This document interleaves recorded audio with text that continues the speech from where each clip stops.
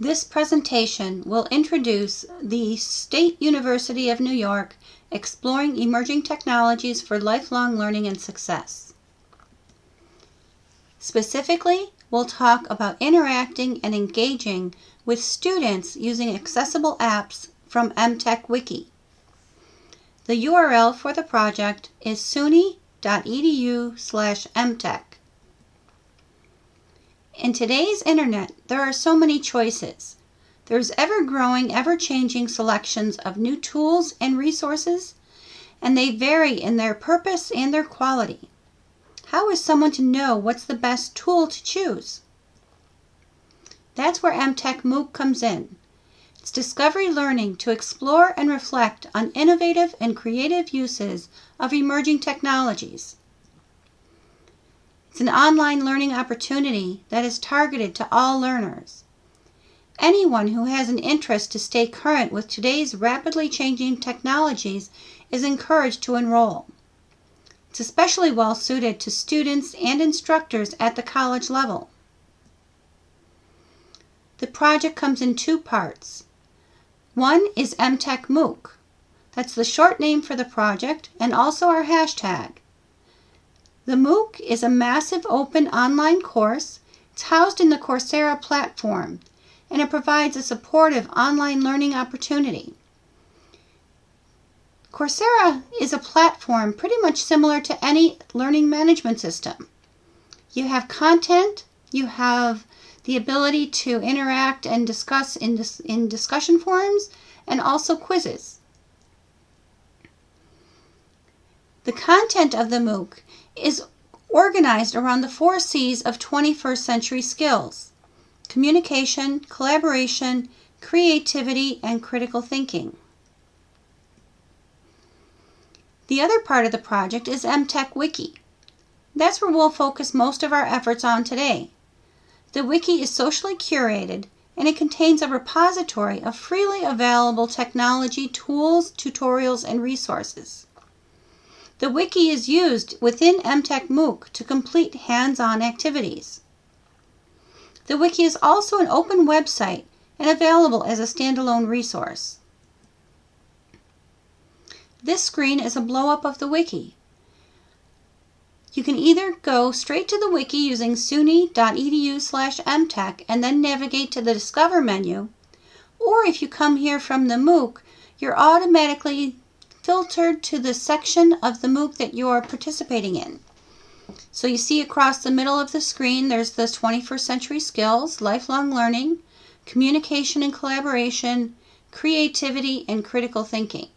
So if you come to the wiki from the second module, the 500 resources that are in the MOOC are automatically narrowed down to just the ones that help you communicate and collaborate. You can then filter even further, either using objectives, such as creating a professional identity, enhancing collaboration, or raising awareness. You can also filter by technology categories. Some of the categories include audio, blogs, wikis, e-portfolios, gamification, lifelong learning, open educational resources, photos and images, simulations, and the most popular category is video. You can sort the results by the highest rated and by popularity, and you can also use the open text field to search by keyword. Since this is a wiki, anyone is welcome to contribute to the wiki. You just need to create an account and then add your resource. Before the resource is live, the EmTech team will moderate and make sure that all of the information is appropriate. The learning process of EmTech is to first read, view, and participate with the materials within the MOOC. You're then directed to explore the wiki tools and resources from each module and asked to complete hands-on discovery exercises. You then create something using the tool that you've explored to create an artifact. And you can optionally put that into an e-portfolio and reflect on your learning. At the end of the course, if you complete all the quizzes, you can earn digital badges and a Coursera certificate of completion.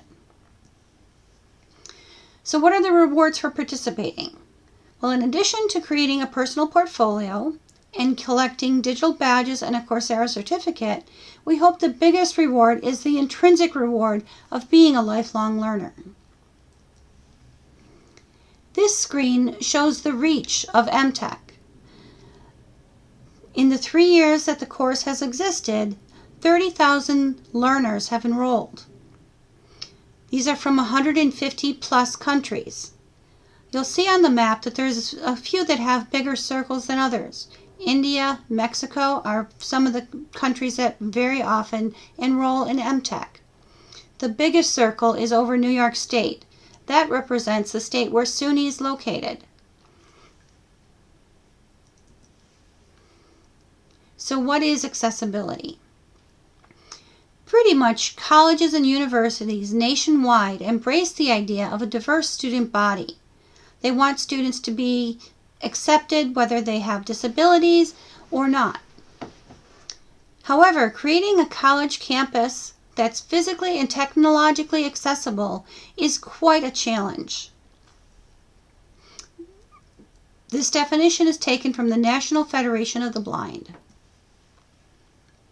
A statistic we want to share is that 11% of higher education students in the U.S. have some kind of disability. This statistic is from the National Center for Education Statistics. Accessibility is often on a spectrum. So the spectrum extends from permanent to temporary to situational. Permanent disabilities can include cognitive disabilities such as somebody with ADHD or autism. They can have somebody that is physically disabled in a wheelchair or with mobile impairments. Or somebody can have disabilities of their senses. They can be blind or deaf. Can also have temporary disabilities. So if somebody just has broken their arm, they're temporarily disabled. If somebody is under mental distress, they have cognitive disabilities. Can also be situational. So interruptions and distractions, external noise, they can also represent disabilities. So what should a faculty member do to accommodate this? One thing that they should do is have a good understanding of the Universal Design for Learning, or UDL. One of the main principles of UDL is the ability to design and deliver media in multiple formats. This allows anybody to be able to take advantage of the information that's being conveyed in the content, whether or not they can see it or hear it or interact with it. Other principles within UDL include providing multiple means of engagement, multiple means of action and expression, and also representation.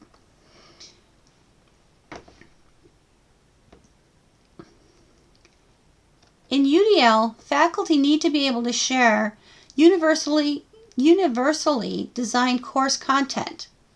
In addition to recorded and live video, some of the items that they can supply include PowerPoint with detailed speaker notes. They can provide an additional transcript for those that prefer text-based learning, outlines, and also audio files. This screen may be somewhat difficult to read on the video, but I'll highlight some of the items that, some of the formats that are commonly used within a course, the barrier that exists, and also some of the accessible alternatives that you can use. So for example, if you normally would use printed text in a course, that printed text on a piece of paper is incompatible with screen readers. Screen readers are used by people that are blind or have low vision, and students with learning disabilities. What you can do with that printed text is also supplement it with audio. Audio is one of the other formats that I want to mention. Hearing impaired students may not be able to easily hear the content. Students with auditory processing issues may also have difficulty. Audio can be supplemented with printed text. So for example, providing a transcript for the audio. If you have video, you might have somebody who is blind or has low vision, and they won't be able to see that video.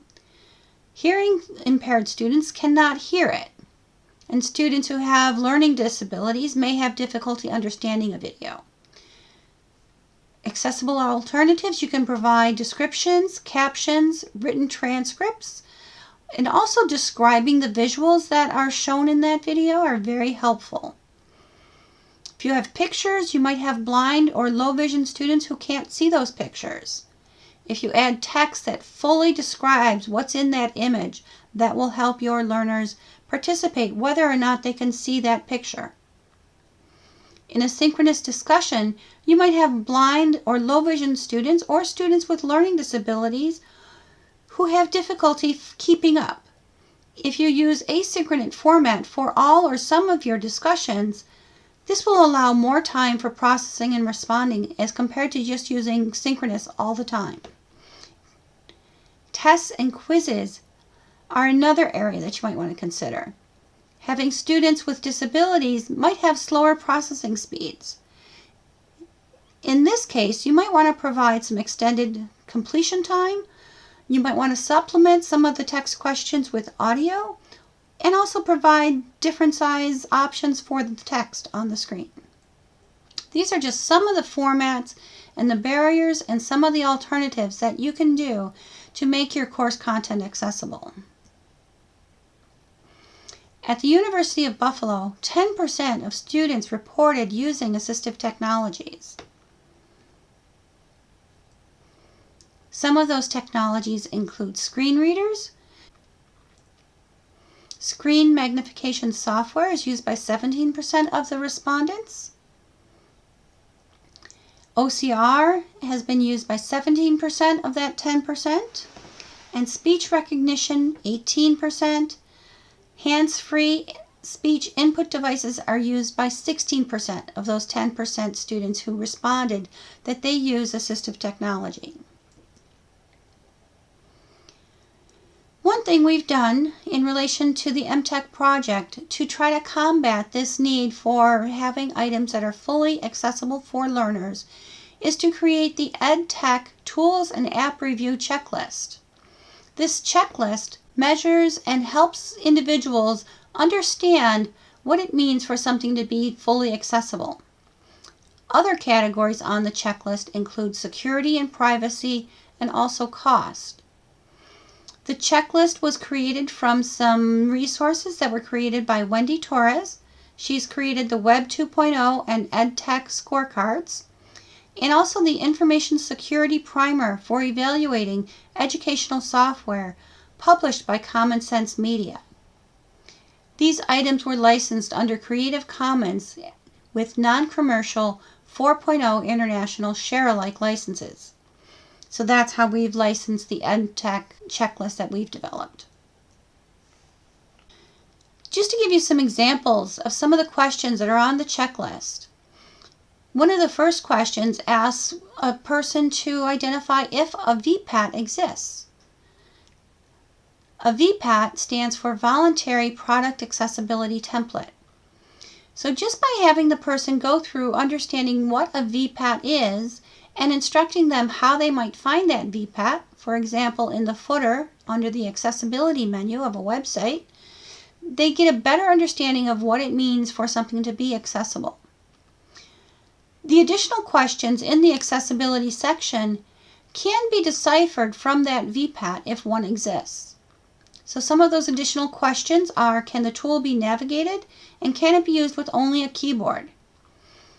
Does the item have captioning and transcription if there is audio available?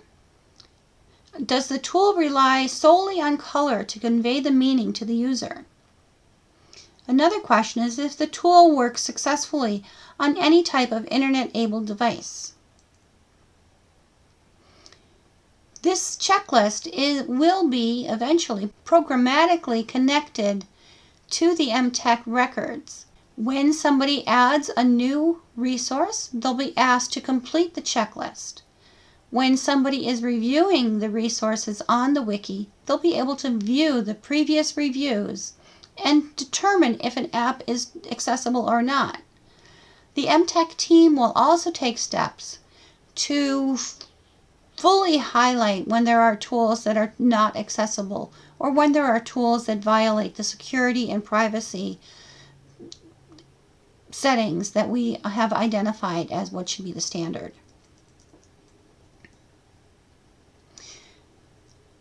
So once we have the EmTechWiki and we are able to identify some of the items that need to be... Another point that I want to mention in this presentation are some of the selected resources on EmTechWiki that help a faculty member to design UDL-based courses. So to be clear, how can a faculty member design their course from the very beginning to be universally designed for any type of learner that comes at that course? What can they do? Well, something they can do is to provide live captioning. There's a few tools within the wiki that help them do that. Web Captioner is a tool that will provide an automatic transcript for any type of audio that it hears. So for example, if you're doing a Zoom recording and you don't have the ability to provide a transcript, if that feature is not available to you, you can use Web Captioner. Google Slides also has the ability to provide automatic translation in relation to the presentation of Google Slides. PowerPoint 365 can also do live captioning, and they can also do it in different languages.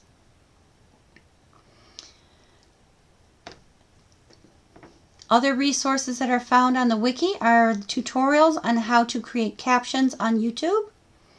We have a selection of PDF editors. PDFs are one of the biggest culprits regarding accessibility.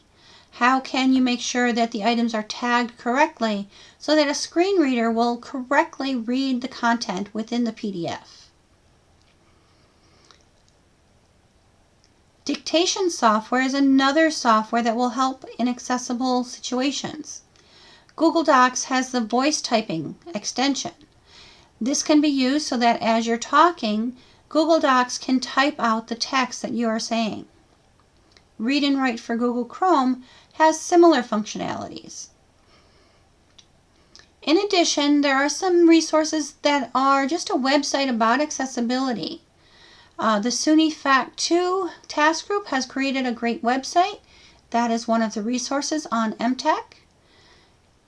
And in addition, another resource is Site Improve. It's an accessibility checker. This is something that the University of Buffalo has licensed for the enterprise. However, many people might not have that abilities. They can use the free version of Site Improve to a certain extent.